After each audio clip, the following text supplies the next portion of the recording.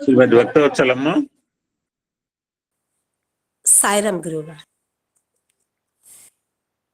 ఓం శ్రీ సాయిరామ్.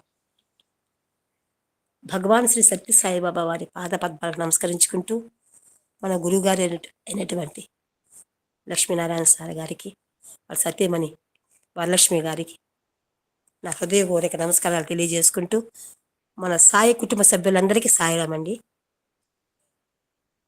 స్వామి భగవంతుడు ఎవరికి ఎప్పుడు ఎలా అనుగ్రహిస్తాడని కానీ, వాళ్ళ కోరిక ఎలా తీరుస్తాడనేది, వాళ్ళని ఎంత సంతోషపరుస్తాడనేది నిన్న ఒక చిన్న ఎగ్జాంపుల్ ఒకటి జరిగింది. చిన్నదే అయినా కానీ మాకు అది చాలా ఆనందాన్ని కలిగించింది. అది ఒక్కసారి మీతో పంచుకుందామని. అలాగే గురువు గారు. సాయిరామ్ అండి. భగవంతుడు ఎవరిని ఎప్పుడు ఎక్కడ ఎలా కరుణిస్తాడో, అనుగ్రహిస్తాడో అనే విషయాన్ని గురించి నిన్న జరిగిన ఒక చిన్న సిచ్యువేషన్ మీతో పంచుకుందామని ఈరోజు ఆ బాబా వారు నాకు అవకాశం ఇచ్చారండి. మన గురువు గారు సత్యం శివం సుందరం చదివేటప్పుడు 7 భాగాలు ఉన్నాయన్నారు కదా, మరి నా దగ్గర లేదు, ఎవరి దగ్గర ఉందా ఏమో నాకు తెలియదు అన్నారు. గురువు గారు నా దగ్గర ఉంది, అటైతే పంపించమ్మా అన్నారు. అది 1 మంత్ బిఫోర్, 1 మంత్ ముందే అనుకుంటాను. గురువు గారు టూర్కు వెళ్ళక ముందు సరే నేను పంపిస్తాలే గురువు గారు అనుకున్నాను. సరే ఇంత లోపల టూర్ వెళ్ళిపోయారు గురువు గారు. వచ్చిన తర్వాత మన కోటేశ్వరరావు సార్ నాకు అడ్రస్ పెట్టారు. సార్ వచ్చేసారు టూర్ నుంచి. ఇప్పుడు పంపిస్తాంలే అనుకున్నాను. కొరియర్కి పంపించాలని అబ్బాయిని రమ్మన్నాను. కొరియర్ అబ్బాయి, తెలిసిన అబ్బాయి. అతను మాకు చిన్నప్పటి నుంచి మాతో పాటు చక్కగా ఆశ్రమానికి రావడము, భజనలో పాల్గొనడము, మాతోనే ఉండేవాడు. మేము ఏది చెప్తే మాకు సేవ చేసుకుంటూ, పెద్దవాళ్ళకి సుబ్రత్నమ్మ గారు వాళ్ళందరూ వచ్చినప్పుడు ఆ అమ్మని పట్టుకొని పోవడము, ఆమె బ్యాగులు మోసుకొని పోవడము, చక్కగా కూర్చొని పెట్టడము, అలా ఆశ్రమాల కాడ కూడా ఎక్కడికన్నా ఎప్పుడు కూడా మాకు తోడుగా ఉండి మాతో పాటే గీత నేర్చుకోవడం, భజనలు, తిరుమల ప్రోగ్రాం ఉన్నప్పుడు అన్నిటికీ కూడా మాకు ఒక అండగా ఉండేవాడు. చిన్న బిడ్డ అయినా కూడా మాకు ఒక తోడుగా ఉండేవాడు. ఆ అబ్బాయి కొరియర్లో జాయిన్ అయ్యారంట. రమ్మని చెప్పాను. నాయన నేను పోతానక్క, నేను ఇస్తుంటాను కొరియరు అన్నాడు. సరే నాన్న, ఇదిగో ఈ అడ్రస్ ఉంది, మా గురువు గారు ఒక బుక్ పంపించమన్నారు, ఈ అడ్రస్కి ఈ బుక్ పంపించనానా అని చెప్పాను. అప్పుడు మా గురువు గారిని చెప్పుకుంటా ఉన్నాం అనమాట. ఎక్కడ అయ్యాడంటే చెన్నై అన్నాడు. అక్క చెన్నైలో నాకు ఇల్లు ఉంది, రేపు ఇంటికి వెళ్తున్నాను నేను, మీరు అంత ఇదిగా చెప్తున్నారు కదా, నేను కూడా వెళ్ళి ఆ గురువు గారిని చూసేసి వస్తాను, నేనే డైరెక్ట్గా వెళ్తాను, కొరియర్ ఎందుకులే అన్నాడు. వద్దులే నాన్న, దూరం అయిపోతుందేమో, ముందు పంపించేసి తర్వాత కావాల్సి మనం అందరం ఒకసారి పోతామంటే, లేదు నేను కూడా, నాకు ఆ భాగ్యం కల్పించక్క అని అన్నాడు. సరే నాన్న అని చెప్పి నాకేం భయంగానే ఉన్నింది, ఎట్లా కనుక్కొని ఎట్లా పోతారు అబ్బా అనుకున్నా. సరే ఇచ్చేసాను, బుక్ ఇచ్చాను, ఒక 500 రూపాయలు డబ్బులు ఇచ్చాను. నానా కొత్త చేలతో పోవద్దు, ఏదో స్వామికి మన ఊర్లో ఏది పాలకోవా చాలా ఫేమస్, తీసుకొని స్వామి పాదాలు కాడబెట్టు, బాబాకి ఇష్టం అని చెప్పి ఇచ్చి అవి తీసిచ్చి జాగ్రత్తగా వెళ్ళేసి రా నాన్న, తొందరగా వెళ్ళు అని చెప్పా. తెల్లవారితో బయలుదేరాడు నాన్న. మరి ఈడెప్పుడు బయలుదేరాడో, కొరియర్ ఇచ్చుకుంటూ పోయే కాడికి ఈవినింగ్ 6 అయిపోయిందంట చెన్నైకి వెళ్ళే కాడికి. నేను గురువు గారికి చెప్పమన్నాడు. అమ్మా సార్కి చెప్పు, నేను పోతానమ్మా, ఎక్కడో లొకేషన్ పెట్టమని చెప్పు అంటే, గురువు గారు అప్పుడే బయట వచ్చేస్తున్నారనమాట. ఆ గురువు గారు ఏమనుకున్నారు, కొరియర్ అతడంటే కింద ఉన్నాడేమో, అమ్మకి ఇచ్చేయమను భక్తవచలమ్మ, నేను బయట వచ్చేసానమ్మా అన్నాడు. ఎప్పుడు వస్తానో చెప్పలేం కదా, ఇప్పుడే బయట వచ్చాను, ఎప్పుడు వస్తానో తెలియదు, అమ్మ ఉంది, అమ్మకి ఇచ్చేయమను అని అనుకున్నాడు గురువు గారు. ఇతనేం చేశాడు, 6 నుంచి ఇంకా గురువు గారు ఇంటికే వెళ్ళలేదు. 6 గంటలకి చెన్నైలోనే ఉన్నాడు. వాళ్ళ ఇంటికాడి నుంచి మాధవరంలో ఆ అబ్బాయి ఇల్లు. ఇక్కడికి గురువు గారింటికి వాళ్ళ ఇంటికి 40 నిమిషాలు 45 నిమిషాలు మామూలుగా అయితే పడుతుంది. మరి చెన్నై మనకి చెప్పనవసరం లేదు, ట్రాఫిక్ ఎక్కువ ఉంటుంది కాబట్టి 1.5 కానీ 2 అవర్స్ అయినా పడుతుందేమో కదా. భయపడ్డాం. గురువు గారికి బాధపడ్డారు. ఏంటమ్మా, ఆ కొరియర్లో పంపించేసి ఉంటే బాగుంటుంది కదా, ఇంత టైం ఉంది, 40 కిలోమీటర్ల దూరంలో ఎప్పుడు వచ్చేది అంటే, మా గురువు గారి ఉద్దేశం ఏంటి, ఆ అబ్బాయిని మనం ఇబ్బంది పెట్టకూడదు, లేట్ అయిపోతుంది, నైట్ అయిపోతుందేమో అని ఆయన బాధ. అదేదో కొరియర్లో వచ్చేసింది అనుకోండి, మనం హలో తీసేసుకుంటాం కదా. భక్తవత్సలమ్మ, భక్తవత్సలమ్మ, సార్ అసలు నేను అవుతాను జంట అనుకోవాలా, లేడీ అనుకోను, అదే నా బాధ. అయ్యో అసలు అసలు సార్, అసలు విషయం ఏంటంటే నేను జంట అనుకోవాలా, నేను లేడీ అని లోపల ఫీల్ అవుతున్నా. ఇక్కడ కూర్చొని ఒకటే మాటన పడుతున్నా. అయ్యయ్యో గురువు గారు, ఇది టిస్ట్. ఓకే ఓకే, అందువల్ల ఇంకా భయపడి ఉంటారు. నాకు మిమ్మల్ని బాధ పెట్టానేమో, మా గురువు గారికి బాధ పెట్టేశానే, ఆయన టెన్షన్ పెట్టా. మనం మంచి పని చేయాలనుకున్నాం, ఇప్పుడు చేసే ఎంత లేట్ అయిపోతే 10 అవుతుందో 11 అవుతుందో, ఆయన టెన్షన్, ఇల్లు చేరేదాకా టెన్షన్ ఉంటుంది. ఆ అబ్బాయి ఎవరు వచ్చేవాళ్ళు రాలేదని గురువు గారు ఎదురు చూస్తుంటారు. ఏం చేయాలి స్వామి, నా మనసులో మనసు లేదు, ఆ హ్యాపీయే లేదు అసలు. మళ్ళా ఫోన్ చేశాను, ఏ నాన్న ఇప్పుడు ఇంకా బయలుదేరలేదంట.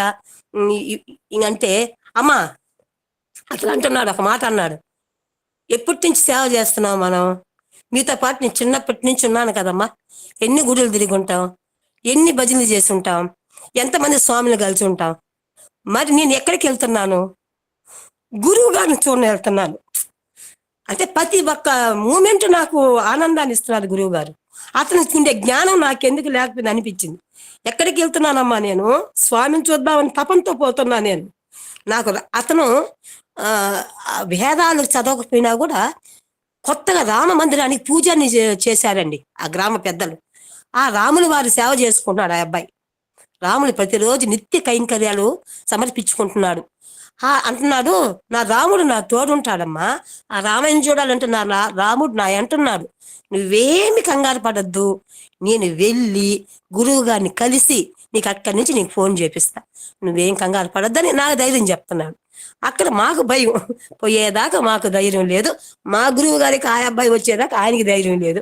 సరే ఎట్లా చూస్తూ ఉన్నామా, అది వచ్చి వెళ్ళిపోయి 9:30 అంతా గురువు గారింటికి వెళ్ళిపోయారు. అక్కడి నుంచి వీడియో కాల్ చేస్తే అమ్మయ్య, ఎప్పుడైతే స్వామిని చూసామో ఆనందం అయిపోయింది. ఇల్లు చేరారు, గురువు గారిని చూసుకున్నారు, లేట్ అయిపోయింది.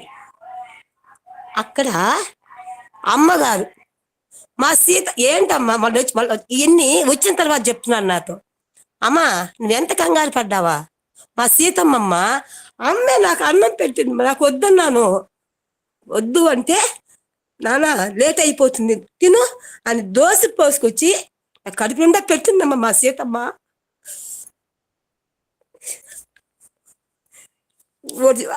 ఎంత ఆనందపడి చెప్తున్నాడు ఆ గురువు గారిని చూసుకొని. అక్కడ భజన పాటలు పాడమనిందమ్మా నన్ను. వాడికి పాటలు అంటే ఇష్టం గురువు గారు, నేను మా దగ్గరికి వచ్చి నేర్చుకునేవాడు. అతను 2 పాటలు పాడమనిందంట, పాడిచ్చారు, పాడుకున్నాను, ఈ బుద్ధి పెట్టుకున్నాను. అమ్మ నాకు అన్నం పెట్టింది, మీరు తిన్నారో లేదో అమ్మ చేతి, అది కూడా చెప్పాడు గురువు గారు, మీరు తినుంటారో లేదో, నేను అమ్మ చేతి అంటే నేను తిన్నానమ్మా, నువ్వెందుకు కంగారు పడ్డా చూసావా, నాకెందుకు, మా రాముడు మా వెనకాల ఉన్నాడు అని చెప్పి ఆనందంతో ఆ ఈబూది పటం తీసుకొని వచ్చే దారిలో అందరిని అడుక్కుంటూ వచ్చాడంట, ఎట్ట దారిని. మరి ఎట్ట వచ్చానో నాకే తెలియదమ్మా అంటున్నాడు ఆ అబ్బాయి. నేను మాధవరంలో బయలుదేరినప్పటి నుంచి ఒక అరగంట ఎట్లా రూట్లు అనుకుంటున్నానే కానీ, మరి ఎంత తక్కువ టైంలో నేను అపార్ట్మెంట్ కాడికి వచ్చేసాను నాకే తెలియదు. సాక్షాత్ ఆ సాయిరాముడే తీసుకొచ్చి అక్కడ వదిలాడు అంటున్నాడు గురువు గారు. అబ్బాయి ఎంత ఇదిగా చెప్పాడు అంటే నాకైతే ఆనందం అయిపోయింది. నాకు తెలియదమ్మా, కొత్త చోటు ఎలా పోబోతానని భయపడ్డాడంట. అయినా కూడా ఆ నమ్మకాన్ని వదలకుండా ఆ టయానికి 1.5 అవర్ కంతా స్వామి దగ్గర ఉన్నాడంట. మళ్ళా 11 కంతా వాళ్ళ ఇంటికి వెళ్ళాడంట. నామస్మరణ ఆ ఆనందంతోనే పోతున్నాడంట. ఇక్కడ అమ్మని నాన్న ఆశీర్వాదాలు, స్వామిని చూడడము, ఆ యొక్క భజనలు అవి తలుచుకుంటూనే రూమ్ దాకా వెళ్ళాడంట. 11 కంతా రూమ్ చేరిపోయాడంట. ఎంత హ్యాపీగా నిద్ర పట్టిందమ్మా నాకు, ఎంత ఆనందం వేసిందమ్మా. పుట్టపర్తికి వెళ్ళాలనుకున్నానమ్మా నేను, పోలేకపోయినానక్క. మళ్ళా అక్క నన్ను తీసుకొని బాలేదు కదా మీరు మన పత్తి యాత్రకే, నాకు ఈ రూపంలో నా బాబా అక్కడే సాక్షాత్కరించాడు అని ఎంత పులకించిపోయాడో. 1 గంట సేపు గురువు గారు వచ్చేసిన తర్వాత చెప్పి చెప్పి చెప్పి ఆనందపడిపోతున్నాడు. నిన్ను తలుచుకుంటానక్క, నీకు రుణపడిపోతానక్క, నీ పుణ్యం అంటున్నాడు. నా పుణ్యం కాదు నానా, నువ్వు చేసుకున్న సేవ భాగ్యం, ఆ బాబా ఆ రూపంలో ఆ వాక్య ఇవ్వడము, ఆ స్వామి దర్శనము, ఆ గురువు గారిని అమ్మగారిని చూసే భాగ్యం నీకు కలిగింది నానా. అది మాది కాదమ్మా, నీ యొక్క తపన, సంకల్పం. బండిలో ఏందమ్మా వచ్చేదంత రాత్రుల్లో? అతను నడిపించిందంట, నేను నడవలేదక్క, నేను నడచలేదు, నేను నడపలేదు బండిని. నన్ను తీసుకొచ్చి సాక్షాత్ ఎవరో నన్ను నడిపించినట్టు అక్కడ పెట్టేశారంట బండి. ఆయన అనుభవం చెప్తా ఉన్నారు గురువుగారు. అబ్బా చాలా, అసలు రాత్రి అంతా, ఈరోజు తెల్లారితో కూడా నిద్ర లేసి నమస్కారం చెప్పి, అమ్మా గురువు గారు చెప్పు, నేను క్షేమంగా చేరాను, మన ఇంటికాడ పడుకున్నాను, ఆనందంగా నిద్రపెట్టి స్వామినే తలుచుకుంటున్నాను, తెల్లవారితో బయలుదేరతానమ్మా, ఈసారి మనం అందరం పోదామమ్మా, మిమ్మల్ని అందరిని తీసుకెళ్తాలేమ్మా, నాకు రూట్ బాగా తెలుసు ఇప్పుడు అని చెప్పారు గురువు గారు. స్వామిని నమ్ముకుంటే, మనసులో ఉంటే చిన్న చిన్న కోరికలు ఏ రూపంలో ఆ అబ్బాయికి తీర్చారో చూడండి. పుట్టపర్తి ఎక్కడ, యువతను వచ్చింది ఎక్కడికి, అక్కడ పోలేని భాగ్యాన్ని ఈ పుట్టపర్తిలో తీర్చుకున్నానని చెప్తున్నాడు గురువు గారు. అసలు మనకు తెలియదు, అసలు మీరెవరో కూడా అతనికి తెలియదు, అసలు ఏందని తెలియదు. అనుకోకుండా 1 గంటలో మారిపోయింది, ఇదంతా 1 గంటలో మారిపోయింది ఈ ప్లాను. ఆ అబ్బాయికి అంత ప్రాప్తి కలిగించి, ఆ రాముని, అతను నమ్ముకున్న శ్రీరాముని సీతమ్మ తల్లి దర్శనం చేపించి, క్షేమంగా వాళ్ళ రూమ్ చేర్పించి అతన్ని ఆనందపరిచారంటే ఇంతకన్నా భాగ్యం ఇంకొకటి లేదు. ఎంతటి ధన్యుడో అనిపించింది సాయిరాం గురువు గారు. చెప్పింది విన్నారు కదా. నేను బయటకు వెళ్ళాను, మెడికల్ షాప్ లో ఉన్నాను, ఇంకా చాలా పనులు చూసుకురావాలా. ఇలా మా బ్రదర్ వాళ్ళు వస్తున్నారు కదా అంటే, వాళ్ళు రాకపోయినా కూరగాయలు కొనుక్కుంటాను, ప్రొవిజన్ తెచ్చుకుంది, దట్స్ డిఫరెంట్. నేను పీటీసీకి పోవాలని 2-3 రోజులు అంటే, పీటీసీ అంటే 1 కిలోమీటర్. నేను స్వామి ప్రసాదం ప్యాక్ చేసే కవర్స్ లేవు నా దగ్గర, అటు పోదాం అనుకున్నాను. దీనికి దానికి లింక్ లేదు, బట్ నాకు మైండ్ లో పడిందంటే, నేను మెడికల్ షాప్ లో ఉండగా ఈవిడ కాల్ చేసింది. నేను అనుకున్నా ఆవిడ అన్నట్టుగా కొరియర్ కింద వెయిట్ చేస్తున్నాడేమో బుక్. అతను 2-3 సార్లు కాల్ చేశాను, నేను పట్టించుకోలేను, బజార్లో ఉన్నాను. తిరిగి మోసుకొచ్చావు అంటే ఎవడో ఒకటి మోయాలి కదా, ఎవడు మోయకపోతే సరుకులు ఇంటికి అట్లా వస్తాయి. సో వచ్చిన తర్వాత కాల్ చేశాడు, అప్పుడు నాకు అర్థమైంది ఈయన ఇంటికి బయలుదేరని. నేను ఏమనుకున్నాను చెప్పినగా, లేడీ వస్తుంది అనుకున్నాను. ఈ టైంలో బయలుదేరింది, నేనే మళ్ళీ భక్తవత్సలం కాల్ చేయడము. ఇంత ఇబ్బంది ఎందుకు, వస్తే ఇప్పుడు చెన్నై లోకల్ అయితే పగలపూట రావచ్చు కదా, ఇవన్నీ నా మైండ్ లో ఉన్నాయి. కొంచెం డిస్టర్బ్ గా ఉన్నాను, ఫ్యాక్ట్ సత్యం చెప్తున్నాను. కొంచెం వేరే నా పర్సనల్ యాక్టివిటీస్ బిజీ, మళ్ళీ కేసు ఆడవాళ్ళు కొంచెం పర్సనల్ గా బిజీగా ఉంటున్నాను.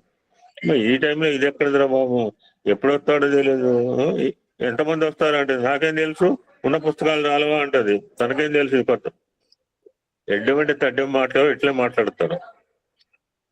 ఇంట్లో ఉన్న ప్రత్యేక సంబంధం రాలవా అంటే నేను ఏం చెప్పను answer, what is answer with మే.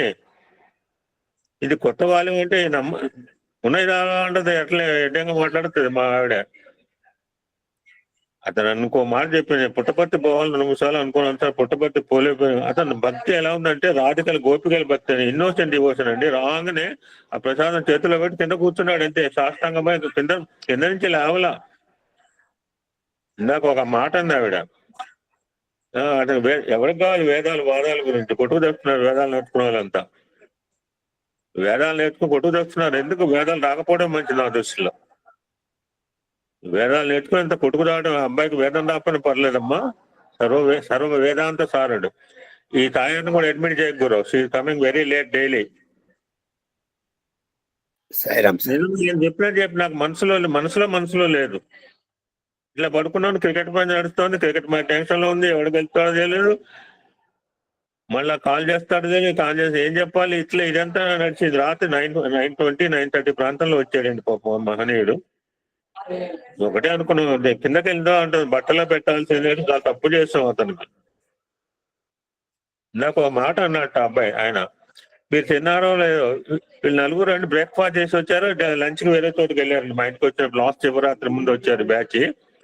అతను సుబ్బరత్నం గురించి వెళ్తారు, నిర్మలమ్మ నాకు తెలుసు అన్నాడు, జయంతి మఠం నాకు తెలుసు, అందరూ తెలుసు అన్నారండి. అతను భజన పోతాట, నారాయణ సేవలో పాల్గొంటాట, గ్రామ సేవలో పాల్గొంటాట. అతని ఊరు కాళహస్తియా చెన్నై అమ్మా? కాళాస్త్రి సార్, కాళాస్త్రి. వారే, ఇప్పుడు చూడండి సార్, మీరు చెప్పండి, ఎవడన్నా కాళహస్తి బుక్ మోసుకొస్తాడండి. నాకు వంట అనిపిస్తే, నాకు ఎవ్వడు నా రక్త సంబంధం ఉన్నాడు ఎవడు చేయడండి బాబు. నా రక్త సంబంధం, మీ రక్త సంబంధం కదా, ఐఎమ్ నాట్ టాకింగ్. నా రక్త సంబంధం ఉన్నాడు ఎవడు ఇట్లాంటి పనులు చేయడు. కేవలము సాయి రక్తం అతనిలో ఎంత అమాయకంగా ఉండండి. సార్ భజన నీ ఇష్టం వచ్చిన వాడమని చెప్పిన. 2 భజనలు పాడుకున్నాడు, ఎంతో ఆనందపడ్డాడు, విభూతి పెట్టించుకున్నాడు, దండం పెట్టుకున్నాడు, 2 పుస్తకాలు ఇచ్చిన, బట్టలే పెట్టాల్సింది అని అనిపించిందమ్మా. ఇదండి అద్భుతం అంటే. ఆ రాత్రి దగ్గర 40 కిలోమీటర్లు అండి, ఎప్పుడు సాహసం చేయడు. అందులో అతను బయలుదేరిన time 7 o'clock. Madhavaram is the terminal point for AP state buses stopping at Chennai. ఇద్దరు కోయంబేడు వచ్చేవి, ఇప్పుడు కోయంబేడు రాని. ఇట్లా మాధవరం అంటే అవుట్స్కర్ట్స్, అన్నానగర్, ఆంధ్ర వైపు బోర్డర్ అనమాట. సో అక్కడి నుంచి 7 గంటల టైంలో రావడం అంటే, అందులో 7:30 ప్రాంతంలో చెన్నైలో హై పీక్ గా ఉంటుందండి ట్రాఫిక్. అతని స్వామి నడిపించారో చెప్పారు గురువు గారు. నేను ఎలా వచ్చాను అంత టైం అంటే భగవంతుడు మీ యాక్చువల్ వాళ్ళ టాపిక్ ఎలా అంటే, భక్తి అంటే చాలా మంది భక్తి గురించి ఏం చెప్తారు, భక్తి గురించి ఏం చెప్తారు, ఎన్ని గంటలు చెప్తే నాకు ఆ భక్తి అనిపించదు. అది రోజు చెప్తారు, 2 గంటలు చెప్పమంటే భక్తి గురించి. అది వస్తే భక్తి కాదు. భక్తి అంటే నాకేంటంటే, ఇప్పుడు తిరుపతిలో బ్రహ్మోత్సవాలప్పుడు ఒక 5-6 లక్షల మంది గరుడోత్సవం చూడటానికి పోతారు. వాళ్ళకి అక్కడ వసతులు ఉంటాయా ఏమంటే ఎవరు తెలియదు. అది భక్తి. ఇక తెలంగాణలో సమ్మక్క సారకం జాతర సాగుతుంది. మేమంటే కుంభమేళ అంటే నది, ఇంకా నా నీళ్ళు ఎవరికి నేను నెత్తి మీద వెళ్తాను, నోట్లో పోసుకోవడం ఎలా చేయట్లా. దట్ వాటర్ ఈ నాట్ సూటబుల్ ఫర్ డ్రింకింగ్. తీర్థం తీసుకోవడానికి అనుకూలంగా లేవు మేము పట్టిన నీళ్లు. ఎస్ఐఎం స్ప్రింకిల్ ఇప్పుడు కూడా నెత్తి మీద చల్లిన, నోట్లో ప్రసక్తి లేదు. గురువు గారు అది కూడా చెప్పాడు. ప్రవహించే గంగా నది ఇలా ఉంటే, అక్కడ జంపన్న వాగని ఒక క్లోజ్ చిన్న సరస్సులో ఉండే, ఆ సరస్సులో మునుగుతారు కొన్ని లక్షల మంది, కోట్ల మంది ఆ యొక్క తెలంగాణలో. అది భక్తి. ఇక్కడ భక్తి అంటే నేను చెప్తున్నాను, మేము మాతో పాటు దారాగిరి జాయిన్ అయిందో లేదు కానీ ఇవాళ మేము 5 పోయినాం. 5 ప్లస్ ఓనర్ 6. మేము పైన నా వస్త్రాలు కూడా తడవలేదు, సత్యం చెప్తున్నా మీకు. అంత దూరం పోయి ఇన్ని వేల రూపాయలు ఖర్చు పెట్టుకుని ఇన్ని గంటలు ప్రయాణం చేసి నా వస్త్రాలు కూడా తడవలేదు స్నానంతో. I'm telling fact. సత్యం చెప్పడానికి ఎప్పుడు వెరవకూడదు, సత్యం చెప్పాలి కూడా. నా బట్టలు నా లుంగియే తడవలేదండి. అలా పైపైన పోసుకుని వచ్చాను. నా పక్కన వాళ్ళు కూడా అట్లే చేస్తుంటారు అనుకున్నాను. బట్ మాతో వచ్చిన కారు డ్రైవర్ అండ్ ఓనర్ అండి లోపలికి వెళ్ళాడండి, బుడుంగన మొత్తం సంపూర్ణంగా శిరస్సుతో స్నానం చేశాడు. 4 సార్లు మునిగి అక్కడ గంగాజలం పట్టుకొచ్చాడండి. నా పక్కన ఉన్న వాళ్ళు ఎవరు కూడా చేయలేదు. ఈవెన్ నారాయణమూర్తి కూడా చేశాడు లేదు, ఆయనే చెప్పాలి. చేశాడు నేను చూడలేదు. ఎవరి తాపత్రయం అంత మడ్డీగా ఉంది, జారి పడుతున్నాం. ఎంతసేపు ఒడ్డుకుపోదామని తాపత్రయం చెప్తే అందులో స్నానం చేద్దాం తాపత్రయం తక్కువైంది నాకు. నా మెంటాలిటీ అలా ఉంటుంది. పరిస్థితులు అనుకూలం లేకపోతే I will come out immediately. ఒక్కోసారి అక్కడ పరిస్థితి బాగాలేదు, రిటర్న్ కూడా అవుతా స్నానం చేయకుండా. That's my nature. Machilipatnam function పోయినాం, అక్కడ పరిస్థితి అనుకుని ఇంటికి పోదామని చెప్పిన. మా మేడం అది ఇంత దూరం వచ్చి ఇంటికి పోవడానికి అంది. ఇప్పుడు కుంభమేళలో కూడా పరిస్థితి అనుకూలం లేకపోతే ఐ విల్ బ్యాక్. అరే 8,000 కిలోమీటర్లు పెట్టినవే, 2 లక్షల రూపాయలు. I never think about it. But మాతో వచ్చిన ఓనర్ అండి, నీళ్ళు ఎలా ఉన్నాయి అవేం ఆలోచించలేదండి. అతను టవలు లేదు, ఏం లేదు. అతను ఉన్న ప్యాంటు షర్ట్ తో బుడుంగన 4 సార్లు మునిగాడు. దారాగిరి ఉన్నావా? మామయ్య గారు నువ్వు ఆమోద ముద్ర ఎట్లీస్ట్ ఉన్నావు కదా అని. నువ్వు చూడలేదు, నాట్ సీన్. తను చూడలేదండి, తను వేరే జాగాలో ఉంది. మేము చూసాను ప్రత్యక్షంగా. 4 మునకలు వేసాడండి సంపూర్ణంగా. ఆ నీళ్ళలో మునగవద్దు. నేనే ఆలోచించిన, తీర్థం కూడా పుచ్చుకునే పరిస్థితి లేదు ఆ నీళ్లు. అది భక్తి అండి. ఆ విధంగా రాత్రి అతను వచ్చిన పేరు షణ్ముఖం అండి. అది డివోషన్ అండి. అతని డివోషన్ ఎలా ఉందంటే గోపికల డివోషన్ అనమాట. భగవంతుడు కూడా మనం కోరుకునేది ఆ యొక్క గోపికలకి ఉండే ఎటువంటి తైలధార లాంటి భక్తి భావం ఉండాలి, అంతేగాని నీళ్ళధార లాగా ఉండకూడదు మనం devotion. Thank you so much భక్తవత్సలమా. ఒక అద్భుతమైన స్త్రీ, అద్భుతమైన భక్తుని మా ఇంటికి పంపించావు. ఒక అద్భుతమైన భక్తుని చూసే అవకాశం నాకు కలిగించావు. Thank you so much. Subbaratnamma, Nirmala garu అందరినీ కూడా అతను తలుచుకున్నాడండి. జై సాయిరామ్. సాయిరామ్ స్వామి. అబ్బాయి చాలా విధేయుడు స్వామి. ఎంత ప్రియమో, ఎన్ని నమస్కారాలు పెడతాడో. అమ్మగారు అమ్మగారు అంటూ నాకు ఎంతో హెల్ప్ చేసేవాడు. తిరుమలకి వెళ్ళినప్పుడు కానీ ఎక్కడికైనా బండి ఇచ్చాను సాయిరామ్ మా బాబుకి. ఇప్పుడు మద్రాసులో రన్ చేసుకుంటా అన్నాడు. ₹1,00,00,000 పెట్టి బిల్డింగ్ కట్టిండాడు సాయిరామ్ అబ్బాయి మద్రాసులో. ఓ ఓ అబ్బాయిని మేము చెంచు అంటాం సాయిరామ్. అబ్బాయి పేరు షణ్ముఖం. అవునవునవును. చాలా తత్పరత. Okay, Sairam. Ramakumari can start no. Ramakumari can start. Sairam. Om Shri Sairam. Bhagavan Shri Sathya Sai పాదపద్మములకు శతకోటి వందనములు. గట్టిగా చదవమ్మా, సౌండ్ ఇక్కడ మా దగ్గర వర్క్ నడుస్తుంది. తలుపులు వేసుకున్న సౌండ్ వస్తుంది. బిల్డింగ్ కడుతున్నారు, హెవీ డిస్టర్బెన్స్. గట్టిగా చదువు. భగవాన్ శ్రీ సత్యసాయి పాదపద్మములకు శతకోటి వందనములు. ఈ గ్రూపు అధినేత లక్ష్మీనారాయణ గారి గురువు గారికి, ధర్మపత్ని వరలక్ష్మమ్మ గారికి నమస్కారములు. ఈ గ్రూపు సభ్యులందరికీ నమస్కారములు. నిన్న ఈ అవకాశం 4వ భాగం మళ్ళీ సత్యం సుందరం అవకాశం నాకు ఇచ్చినందుకు ధన్యవాదములు. 4వ భాగం 161వ పేజీ. నిన్నటి గురువు దారా గిరిజి గారు, ప్రియమైన పిల్లలారా, గొప్ప మహిమాన్వితమైన ఈ భారతదేశంలో మీరు పుట్టి పెరిగారు. దీని చరిత్రను, పవిత్రమైన సంప్రదాయాలను, ఇచ్చటి జ్ఞానులు భక్తుల యొక్క జీవితాలను, ప్రబోధాలను తెలుసుకోవడం మీరు నేర్చుకోకపోతే మీరు నేర్చుకోవడానికి వేరే ఏముంది? ఒకప్పుడు ఈ దేశంలో కాంతివంతంగా ప్రకాశించిన నైతిక ధార్మిక జీవనం అనే జ్యోతిని వెలిగించండి. దాని ప్రకాశం ప్రపంచమంతటిని కాంతివంతము చేయుగాక అని ఇక్కడ దాకా ధారాగిరిజి గారు మనకి చదివి వినిపించారు. సందేశాలు.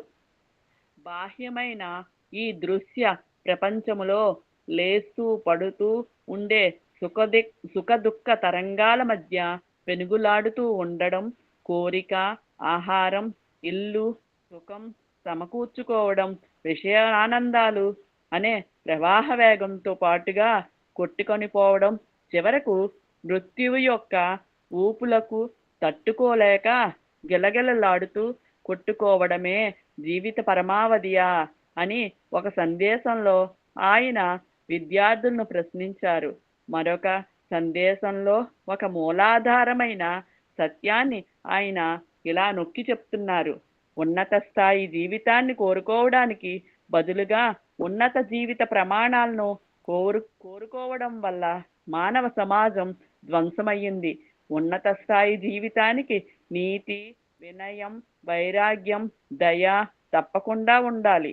భోగ విలాసాల కోసం పోటీల మీద పరిగెత్తడాన్ని కానీ, ప్రస్ఫుటమైన దుర్వ్యాన్ని కానీ అది ప్రోత్సహించదు. ఇప్పుడు మనిషి తన కోరికలకి బానిస అయిపోయాడు. సంతోషాన్ని, భోగ విలాసాలనే సంపాదించుకోవాలనే ఆతురతతో తన నిస్సహాయతను గుర్తిస్తున్నాడు. నీచమైన తన ఆశలను అదుపులో పెట్టుకోలేనంత బలహీనుడై ఉండటం చేత తనలో నిద్రాణమయ్యున్న దివ్యత్వాన్ని జాగృతం చేసుకోలేకపోతున్నాడు. ఈ అవతారంలో తాము సర్వోన్నత సద్గురువని బాబా చెప్పారు. అహం సత్య బోధక, నేను సత్యమును బోధించువాడను అని ఆయన చెప్తారు. అన్ని కాలాల్లోనూ, అన్ని ప్రదేశాలలోనూ, అన్ని విధాలుగాను ఆయన ప్రబోధిస్తారు. ప్రేమను కురిపించి మిమ్మల్ని తమ వారినిగా చేసుకుంటారు.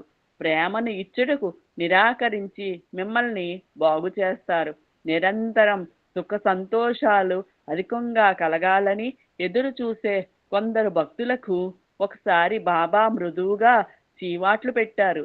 అప్పుడు వారికి ఇలా వివేకం కలిగించారు. చెంత చేర్చనటంచు సంతసించదరన్న వెంటనే ఎడబాపి చెంతగూర్చు, ఏడిపించుట సాయి వేడుక యందురా, కడుపొబ్బ నవ్వించు నడుమ నడుమ, పొగుడుచున్నాడని పొంగిపోయెదరేమో, తప్పకప్పుడు ఎగతాళి సేయు, అభయమిచ్చెనుగాన హాయనుండెదరన్న పడుబాధలకు అంతుపట్టకుండు. వెనుకకేగు నీడు చదనీడు ముందుకు, మనసు మరులు గొల్పి మదనబెట్టు. ఇట్టి చిన్ని సాయి చిన్మయమూర్తిని, ఎట్టు లెరుగగలరు ఇలను మీరు. తమ యొక్క ప్రతిచర్య, తటాలున వచ్చే కోపము లేక కంటి మెరుపు, ప్రతి చిరునవ్వు లేక కనుబొమ్మ వంపు కూడా గ్రహించేవానికి గంభీరమైన భావాన్ని అందిస్తాయని ఈ సందేశంలో ఆయన తెలియపరిచారు. తమ ప్రబోధలు వినడానికి సమావేశమైన జనం యొక్క చెప్పని తత్కాల మానసిక స్థితిని వ్యక్తం చేస్తూ, వారిని కలతపెడుతున్న వారి యొక్క చెప్పని ఆలోచనలకు, ప్రశ్నలకు సమాధానాలు చెప్తూ అప్పటికప్పుడు చాటువుగా పద్య రూపంలో అటువంటి చాలా సందేశాలను బాబా పాడుతూ ఉంటారు. కోరిన వరమిచ్చు కామధేనువులుండ, ధనమిచ్చి ఆవును కొనగనేలా. మెండగు కాంతితో మేరు పర్వతముండ, వెండి బంగారుకై వెతుకనేలా. అడిగిన ఫలమిచ్చు కల్పవృక్షం ఉండ, పెరటి వృక్షమునకై ప్రీతి ఎలా. భక్తి ముక్తులనిచ్చు భగవంతుడిటనుండ, చూడ సంసారంబు వేడనేలా. పద్య గేయాలలో భక్తితో భద్రపరచబడిన అటువంటి ఏదో ఒక భావం పైన చేయబడిన వ్యాఖ్యానాలే ఇంచుమించుగా బాబావారి యొక్క ప్రవచనాలన్నీ.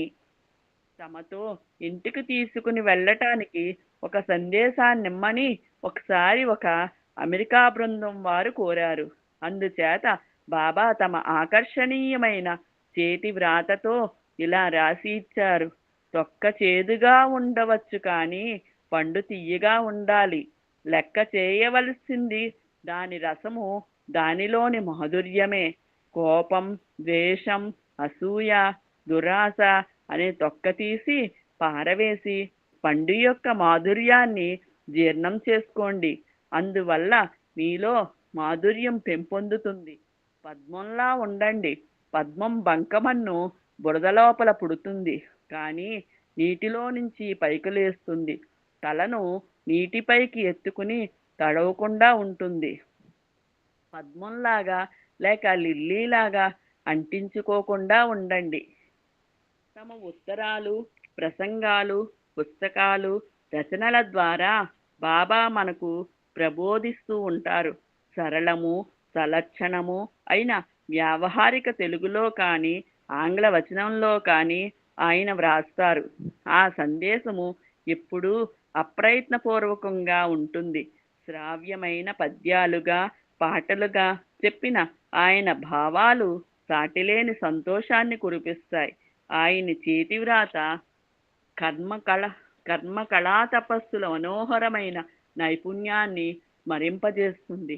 పంక్తులు చిన్నగా సమాంతరంగా కాగితం మీద పూలసరాలు పేర్చినట్లుగా ఉంటాయి. ప్రతి వాక్యము నుండి సంగీత సాహిత్యాలు ప్రకాశిస్తూ ఉంటాయి. ప్రతి సమాసానికి, వాక్య భాగానికి వెనుక దివ్య జ్ఞానవంతమైనప్పటికీ సుస్పష్టమైన మనుష్యాకృతి ఉంటుంది. ఆ విధంగా బాబా ఇవ్వడానికి వచ్చిన అనుగ్రహము, జ్ఞానము వలన లాభం పొందే సామర్థ్యాన్ని ఆయన సందేశం మానవ జాతికి కలిగిస్తుంది. తల్లి తినిపిస్తుంది. తమ ఆకలిని తీర్చే ఆహారాన్ని తినకుండా పేచీ పెడుతూ అజ్ఞానంతో మారాన్ చేసే బిడ్డలకి తినిపించాలని ఆశించే తల్లిగా బాబా తమను గూర్చి చెప్తారు. అవసరమైన ఆహారం తినేలా చేసేందుకు ఆ బిడ్డని ముద్దు చెయ్యాలి, మంచి మాటలు చెప్పి ఒప్పించాలి, గిరగిరా తిప్పాలి, లాలించాలి.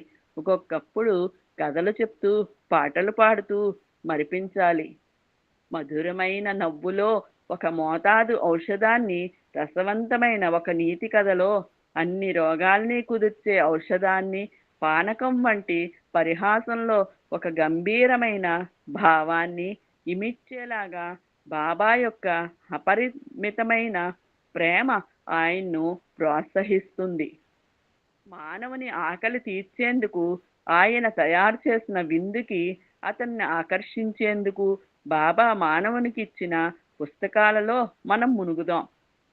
తమ దృష్టికి మించిన విషయాలలో తప్పులు పట్టేవారు, చదువులో తాము సాధించిన దానికి గర్వించేవారు అయిన చాలామంది పండితులు ఈ పుస్తకాలను పోస్టు ద్వారా కానీ లేక స్పష్టంగా చెప్పడానికి వీలు కానీ ఉత్పత్తి ఉత్పత్తి స్థానం ద్వారా కానీ స్వీకరిస్తారు. కొత్తవిగా ఆకర్షణీయంగా ఉండే ఆ పుస్తకాలు వారిని స్వామి సన్నిధికి ఆహ్వానించే పత్రాలుగా పనిచేస్తాయి. అన్నిటికంటే ఎక్కువగా ఒక్క గుణ విశేషంతో తమను గుర్తుపట్టాలంటే ప్రేమ స్వరూపుడని పిలవడమే మిక్కిలి యుక్తమని బాబా చెప్పారు. మానవ మస్తిష్కాన్ని సారవంతం చేసేందుకు ఆయన కలం నుండి ప్రవహించిన మొట్టమొదటి వాహిని ప్రేమవాహిని.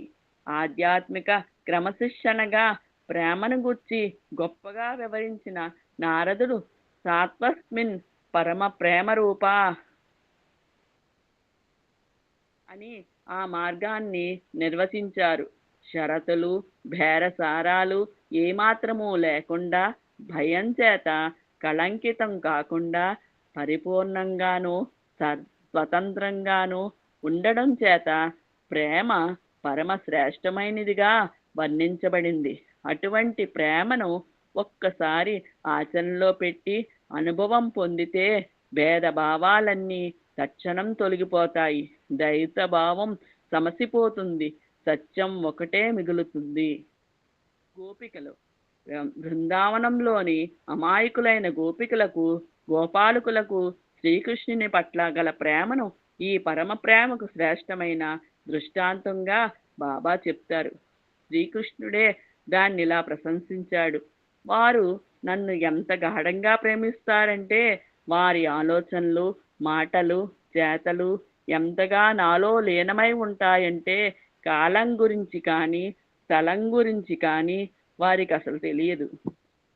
తమ దేహాలపైన, అవసరాలపైన వారికి దృష్టే ఉండదు. సముద్రంలో కలిసిపోయి తమ ప్రత్యేకమైన పేర్లను, వ్యత్యాసాలను కోల్పోయిన నదుల్లాగా వారు నాలో లీనమైపోయారు.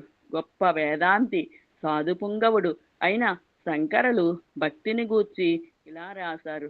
స్వస్వరూపాను సంధానం భక్త్యంత్య విధీయతే.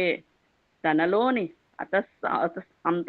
అంతఃసారమైన సత్యాన్ని గూర్చి నిరంతరము ధ్యానించడమే భక్తి. ఈ సత్యాన్ని బాబా ఇలా వివరిస్తున్నారు. అంతఃసారం ఆత్మ. ధ్యానించవలసిన సత్యం అదే. చేయవలసినవన్నీ నాకు అప్పగించి నన్నే శరణు వేయడము అని కృష్ణుడు అర్జునునికి సలహా చెప్పినప్పుడు వాస్తవమైన నేను అంటే ఆత్మ స్వస్వరూపము గూర్చిన ఎరుకతో ప్రతి క్షణాన్ని గడుపమని చేసిన ఉపదేశమే అది. ప్రేమ ద్వారానే విశ్వాసం నిలకడగా ఉంటుంది. విశ్వాసం వల్లనే జ్ఞానాన్ని పొందవచ్చు. జ్ఞానం ద్వారా మాత్రమే పరాభక్తిని తప్పక పొందవచ్చును. పరాభక్తి వల్లనే భగవంతుని అనుభవపూర్వకంగా తెలుసుకోవడానికి వీలవుతుంది అని బాబా ప్రేమవాహినిలో వ్రాశారు. జ్ఞానాదేవతు కైవల్యం అని బోధిస్తుంది గీత. భక్తి దృష్టిని స్పష్టం చేస్తుంది, మనస్సును పరిశుభ్రపరుస్తుంది, ఆత్మ నిగ్రహాన్ని పెంపొందించి ఆలోచనలను పవిత్రం చేస్తుంది. భగవంతుని చెంతకు చేర్చే భక్తి, కర్మ, జ్ఞానము అనబడే ఈ మూడు మార్గాల గురించి యుగ యుగాలుగా వస్తున్న భేదాభిప్రాయములను గురించి వివరిస్తూ భక్తి, కర్మ, జ్ఞానం వేరువేరు మార్గాలంటే నేను అంగీకరించను. వీటిలో ఒకటి ముందుని కానీ మరొకటి వెనుకని కానీ ఈ మూడు ఒకే మిశ్రమం అని కానీ నేను ఒప్పుకోను. కర్మే భక్తి, భక్తే జ్ఞానం. పటిక బెల్లం ముక్కకు బరువు, ఆకారము, రుచి మూడు ఉంటాయి. ఈ మూడింటిని వేరు చేయటం అసంభవం. ఏ ముక్క తుంచినా ప్రతి ముక్కకు కూడా ఈ మూడు లక్షణాలు ఉంటాయి. ఒక ముక్కలో బరువు, మరొక ముక్కకు ఆకారము, మూడవ దాంట్లో రుచి, ఇలా ఒక్కొక్క దానికి ఒక్కొక్క లక్షణం విడివిడిగా ఉండవు. ఏ ముక్క నాలుకపై వేసుకుని చూసినా రుచి, బరువు, ఆకారము అన్నీ అనుభవానికి వస్తాయి. అదేవిధంగా జ్ఞానము, కర్మ, భక్తి ఒక్కటిగా మాత్రమే యథార్థానికి, అనుభవానికి వస్తాయి అని వివరించారు. క్రియారూపమైన ప్రేమే కర్మ,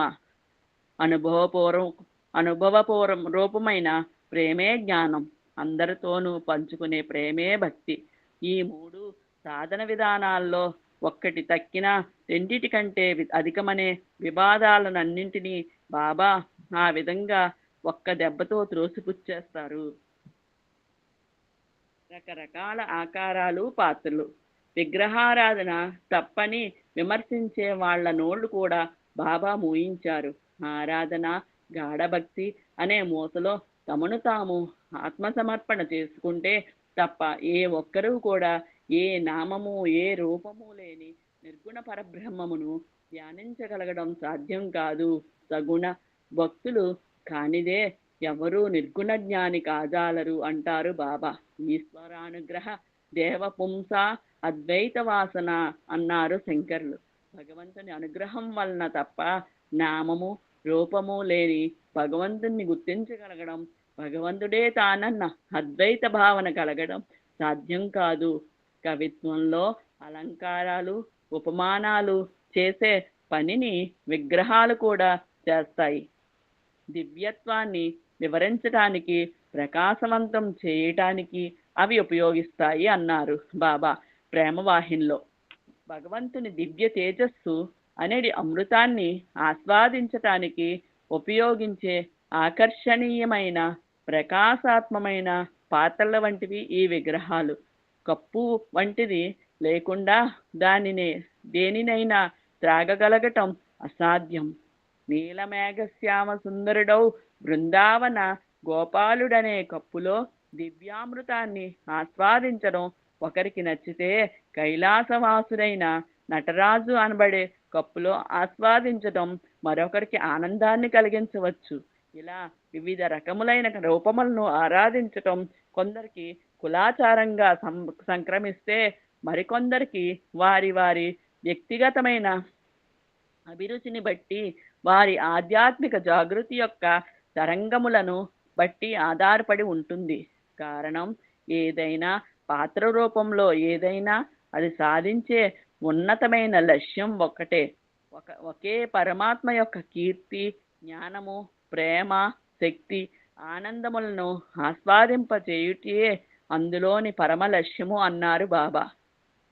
భక్తుడు తన ఆత్మనివేదన ద్వారా భగవంతునికి సంపూర్ణ శరణాగతి చేయడం వలన అతనికి ఏ విధమైన ప్రాపంచిక చింతలు ఉండవని నారదుడు తన భక్తి సూత్రములలో చెప్పెను. ఈ సందర్భములో బాబా ఈ విధంగా వ్రాస్తారు. దీని అర్థం, భక్తుడు నిర్వ్యాపారుడై ఒక మూల కూర్చొనడం కాదు. భక్తుడు ప్రతి ఒక్కరిలోనూ భగవంతుని చూస్తాడు కనుక ఆయనకు మానవ సేవే మాధవ సేవ. ఒక దాని వెంట మరొకటి వచ్చే తరంగాలలాగా వచ్చే సుఖదుఖాలు, ఇష్టాయిష్టాలు, మున్నగు ద్వంద్వాల నుండి విడివడి తనయందు, ఇతరుల యందు దేవునే చైతన్య స్వరూపునిగా భక్తుడు చూస్తాడు. ఆయన మూలగుణం మంచితనం అయినందువలన ఆయన ఎల్లప్పుడూ మంచి కార్యములను చేయుటయందే నిమగ్నుడై ఉంటాడు. ఆయన ఏమి చేసినా, ఏమి ఆలోచించినా, ఏమి చెప్పినా లోక సంగ్రహాన్ని పెంపొందించుటకే. భక్తుని కోసం భగవంతుడే తన సంకల్పానుసారం ఒక ప్రణాళికను ప్రతిపాదించి దాని రూపాన్ని నిర్ణయించి అమలు చేస్తాడు. కనుక భక్తునికి ఏ విధమైన చింత కానీ, ఆశాభంగము కానీ ఉండదు. ప్రతి సనాతన సారథి సంచికలోనూ నెలనెలా ప్రచురింపబడుతున్న ప్రేమవాహిని సీరియల్స్ ఎండిన హృదయాలలో తాజా నీటి వలె ప్రవహిస్తుంటే, హృదయాలలో కలుపు మొక్కల వలె పెరిగిపోయిన సందేహాలను ఏరి పారివేయటానికై అదే మాసపత్రికలో సందేహ నివారిణి వ్యాస పరంపర ప్రచురణ ప్రారంభమయ్యింది. చాలా చిన్న వయసు నుండే బాబా తన చుట్టూ చేరిన వారికి ఆధ్యాత్మిక విషయాలలో కలిగే సందేహాలను తొలగించటంలో, వారి ప్రశ్నలకు తగిన సమాధానాలను చెప్పడంలో ఆనందాన్ని అనుభవించేవారు. సందేహగ్రస్తులను, సంశయాత్మలను చీకటి నుండి వెలుతురు వైపుకు నడిపించటానికి ఈ వివరణాత్మకమైన వ్యాసాలు అక్కడక్కడ చొప్పించబడిన చిన్న కథలు, పద్యాలు, పాటలతో కూడి ఎంతో ఉపయోగకరంగా ఉండేవి. తీరిన సందేహాలు.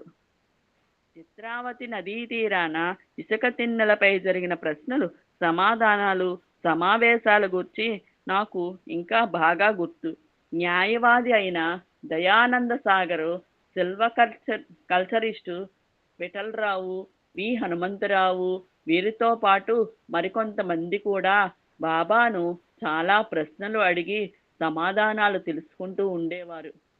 చాలా మంది తమ తమ సందేహాలను బాబా ముందుకు వెలుబుచ్చి తగిన సమాధానం కోసం ప్రార్థించేవారు. వెంకటగిరి, ఏర్పేడు, వ్యాసాశ్రమం, తిరువన్నామలై, పాండిచ్చేరిలో నుండి వచ్చిన సాధకులు అనేక మంది బాబా నుండి తమ తమ సందేహాలకు తగిన సమాధానాలను పొందేవారు.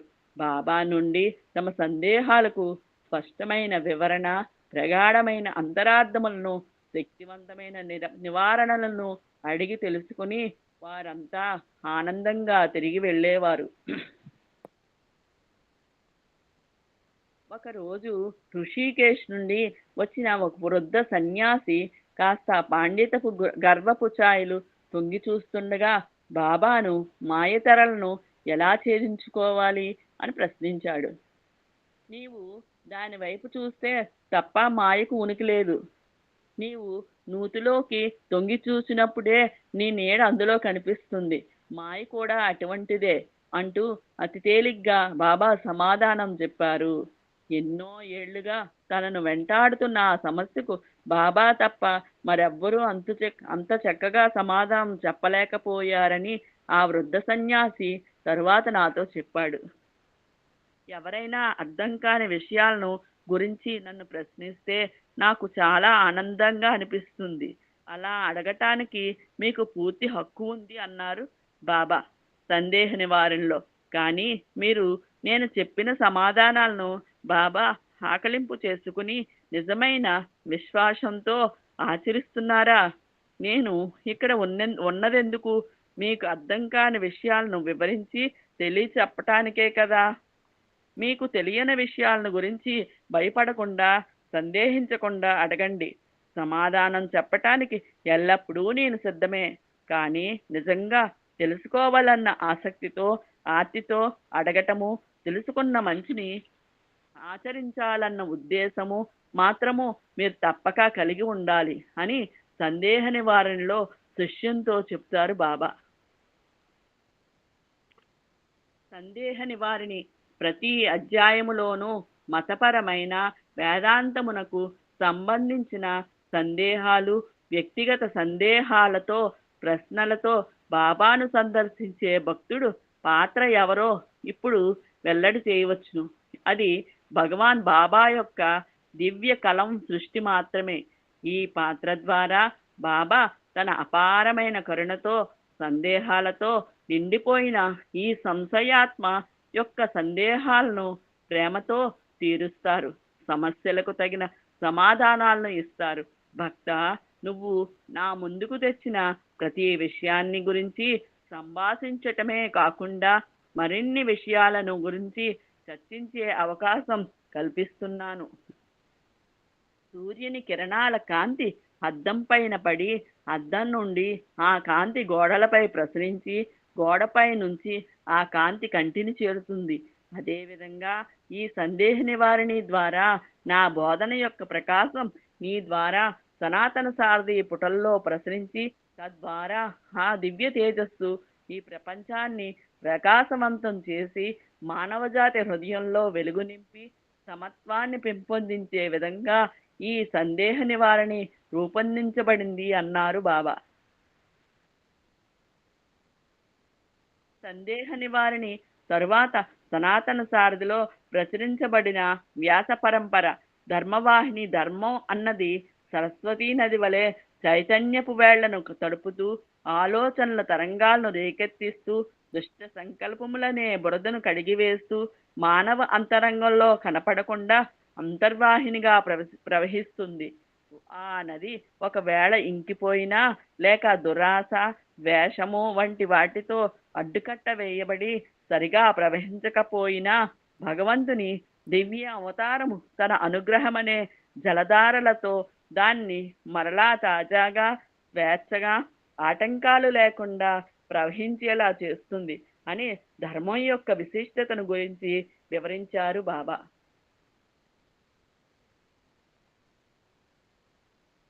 మంచి జీవితాన్ని గడపటానికి ధర్మం మూలాధారమని బుద్ధుడు ప్రకటించాడు.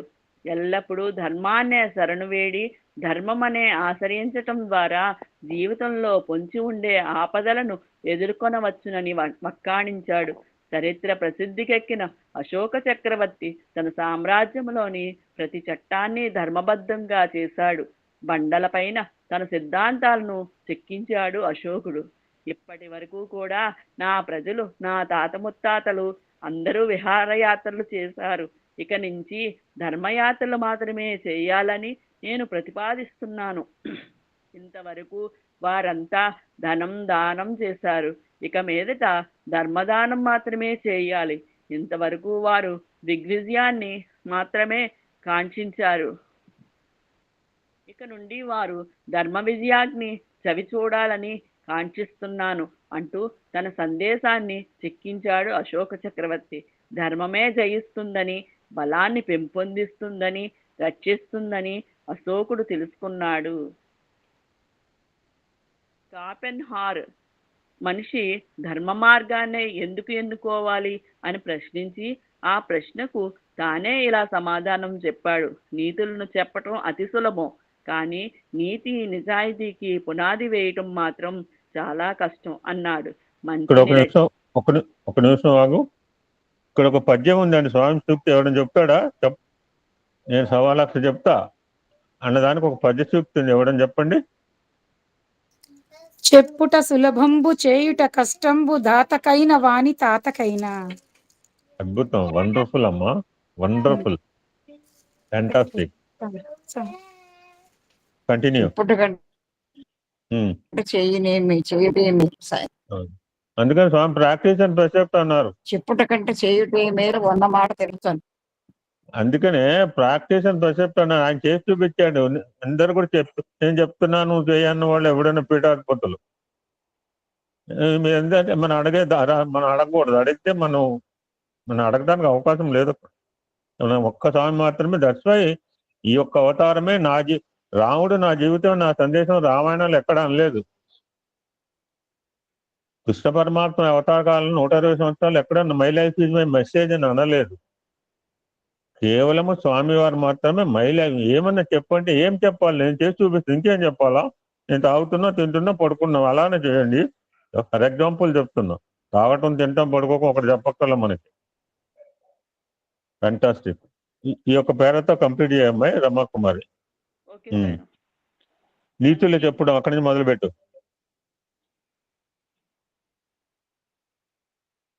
ఆ పేరు మళ్ళీ ఒకసారి వెనక పేరు చదువు. ఆ పేరు చదువు, బాగుంటుంది.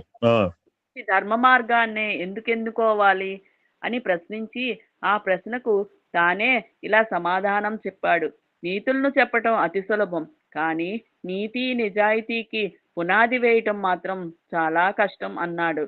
మంచిని రక్షించి చెడును శిక్షించే భగవంతుని యందు విశ్వాసాన్ని కలిగి ఉండటమే ధర్మానికి కంచుకోట.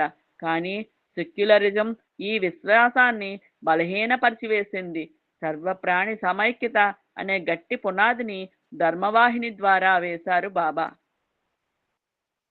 ఇంకో పేర కూడా చదువు, అయిపోతుంది.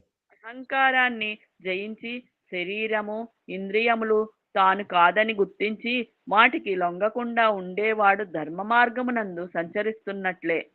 ఎందుకంటే అతి త్వరలోనే అతను ఈ ప్రకాశించే అనేకత్వము వెనుకనున్న అసలు సత్యాన్ని గుర్తించగలుగుతాడు. ఈ భౌతిక ప్రపంచం బ్రహ్మమును ఆవరించి ఉన్న రత్నాల తెర వంటిదని అతను తెలుసుకోగలుగుతాడు. ఓకే, ఒక మాట మాట్లాడి కంప్లీట్ చేసే చాలు. ఇక్కడ సాయిరామ్. ఒకటి రెండు మాటలు చెప్పి ముగించు.